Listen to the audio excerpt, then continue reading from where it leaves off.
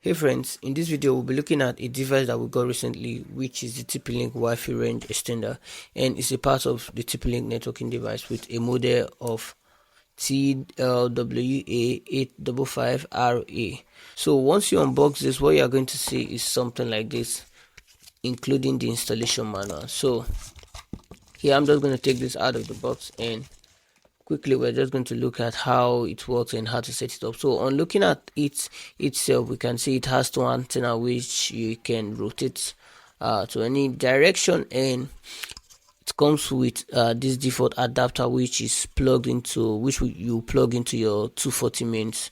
It supports a voltage range of 100 to 240 based on your voltage, based on your power regulation rather, and it has the reset button as well as the Cat6 Ethernet port. So we are just going to power this and get to see how you connect it as a Wi-Fi range extender and also as an access point, because it supports dual mode, one as an access point and the other as a range extender. So let's plug it in and then see how we begin with that. So first I'm just going to connect to the network once I have it up and running.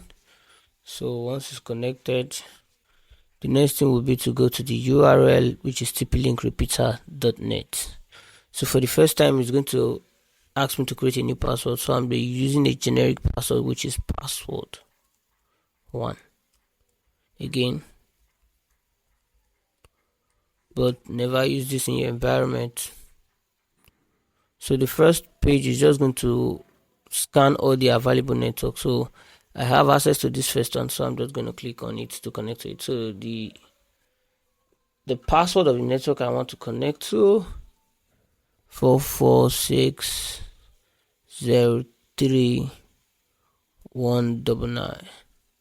So I'm going to click next, and it's going to ask me to confirm that. So I'm just going to confirm, and of course the next page will tell me, okay, this is the SSID I want to use for that. I'm fine with that, it's just basic. So I'm going to click next.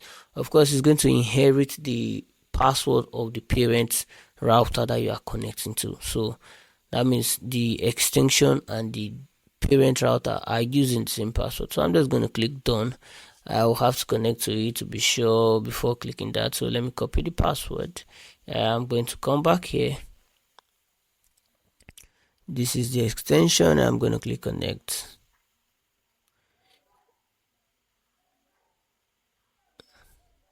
Password will be the password I copied, and I'm going to click next.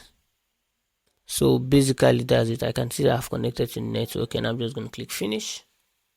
And here we can see the internet coming in from the internet, going to the router, and our extender extended that network to whichever client is connected to the network. So this is the simplest way to do that. You might want to come back later to change your wireless settings and all that. You can always navigate through the URL, which is the TP-Link repeater, to either modify whichever parameters you want to modify. So, and of course you have something called the settings. Under the settings you can reconfigure your LAN settings. Let's say you want to use a static IP for the TP-Link range extender, so you can change this to use the following IP and then create a static IP. Or maybe you just want your range extender to automatically shoot out DHCP in your environment, so you might always want to turn that on and then configure it. But I will always advise you, if you are extending a network, it's advisable to use the DHCP pool coming in from that network you are extending, unless maybe you somehow run out of IP addresses and all that. But I will always advise you use the DHCP pool from the router you are connected to. So that's it for it being used as a range extender. So the other approach will be to use it as an access point, right? So in order for you to use this guy as an access point, all you just need to do is to click on change mode while you are still on the TP-Link repeater.net. So I'm just going to click change mode, and then I'm going to change it from a range extender, which is the current mode, to access point, and I'm going to click OK. Do you want to continue? Yes, I want to continue. So while it's rebooting, I can just plug in my Ethernet cable.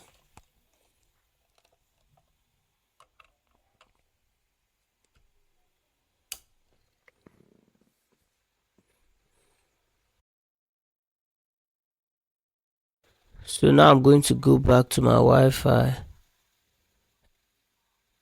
and connect to the TP-Link extender. You can, if you notice, the name has changed. So I'm just going to go back to the TP-Link repeater URL, and I'm going to click enter from my browser. Wait for that to load. So the password, remember, generic. So of course on this mode we are using it as a wireless access point. So you can go back to the wireless property to modify the property. The option you might want to look at for will be first the SSID and two the security, because you might want to modify the security settings.